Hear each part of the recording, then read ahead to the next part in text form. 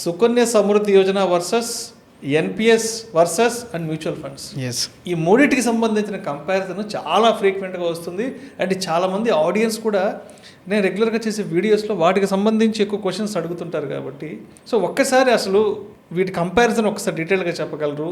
ఈ సుకన్య సమృద్ధి యొక్క స్టోరీ ఏంటంటే, మీకు 10 సంవత్సరాల లోపున్న ఆడపిల్ల ఉంటే తన యొక్క మ్యారేజ్ లేదా తన యొక్క ఎడ్యుకేషన్ కోసం మీరు ప్లాన్ చేయాలనుకుంటే గవర్నమెంట్ స్కీమ్ అయిన సుకన్య సమృద్ధిలో ఇన్వెస్ట్మెంట్ చేయమని చెప్పేసి మనకి ఈ ప్రోడక్ట్ తయారు చేశారు. అయితే ఈ ప్రోడక్ట్లో అన్నిటికంటే ముఖ్యంగా మనం ఆలోచించాల్సింది ఏంది, ఈల్డ్ అనేది ఎంత. సుకన్య సమృద్ధిలో ఈల్డ్ అనేది 9% స్టార్ట్ అయ్యి ఈరోజు 8.2 వచ్చింది. అంటే గవర్నమెంట్ ప్రతి సంవత్సరం ఇంట్రెస్ట్ రేట్ని లేదా మనకి ఇందులో వచ్చే ఐఆర్ఆర్ని డిక్లేర్ చేస్తుంది. ఆ డిక్లేర్ చేసిన ఐఆర్ఆర్ మాత్రమే మనకు సుకన్య సమృద్ధిలో వస్తుంది.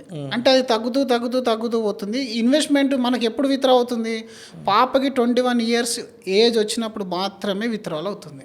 21 ఇయర్స్ వరకు ఎలాంటి విత్డ్రాల్ అనేది ఉండదు. కాకపోతే ఎన్ని సంవత్సరాలు దేనికోసమే పర్టిక్యులర్ గోల్ అనేది మీరు ఫిక్స్ చేసుకుంటే సుకన్య సమృద్ధి అనేది బెటర్గా ఉంటుంది.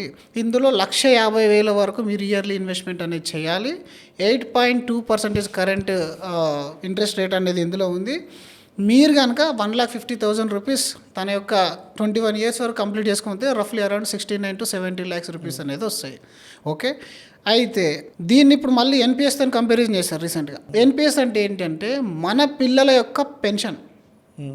మన పిల్లలకు మ్యారేజ్ కోసమో ఎడ్యుకేషన్ కోసమో కాదు అది ఎన్పిఎస్ వచ్చేలే. It's a pension product for your kids.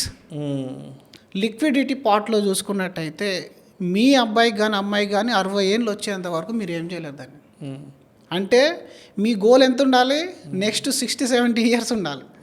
అంటే సుకన్య సమృద్ధిలో 18 ఇయర్స్ వచ్చేంత వరకు, ఇందులో 60 ఏళ్ళు వచ్చేంత వరకు ఎలాంటి విత్డ్రావల్ అనేది ఉండదు.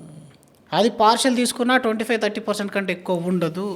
అండ్ ఇది అని మీరు సేమ్ ఈక్విటీతో మీరు కంపేర్ చేసుకున్నప్పుడు ఈక్విటీ అనేది మీరు ఏ గోల్కైనా అటాచ్మెంట్ చేసుకోవచ్చు. ఫస్ట్ ఆఫ్ ఆల్ ఈక్విటీ అనేది మీరు చిల్డ్రన్ ఎడ్యుకేషన్ కోసం పెట్టుకుంటారా, ఈక్విటీ అనేది మీరు వాళ్ళ వెల్త్ క్రియేషన్ కోసమా, మ్యారేజ్ కోసమా, వాళ్ళ రిటైర్మెంట్ కోసమా, దేనికోసం పెట్టుకున్నా సరే ఎనీ ఫండ్ మీరు తీసుకోండి. ఎనీ ఫండ్, సేఫ్టీ ఫండ్ మీరు తీసేసుకోండి. హైబ్రిడ్ కేటగిరీ కానీ అగ్రెసివ్ హైబ్రిడ్ బ్యాలెన్స్ అడ్వాంటేజ్ తీసుకున్నా కూడా 9-10% అనేది ఎట్టుకోదు. 9-10% కంటే ముఖ్యంగా లిక్విడ్ వాళ్ళ యొక్క జీవిత అవసరాలకు ఎక్కడ మీరు స్ట్రక్ అయినా, మీరు ఫైనాన్షియల్గా స్ట్రక్ అయినా మీరు విత్డ్రా చేయొచ్చు, లోన్ తీసుకోవచ్చు. ప్లస్ మీరు యావరేజ్గా ఏ ఫండ్ రిటర్న్ తీసుకున్నా 10% యావరేజ్గా ఉంది. అంటే మీరు అక్కడ 8%లో బ్లాక్ అయిపోవడం కంటే ఈక్విటీలోకి రావడం అనేది ఒక మంచి ఆలోచన.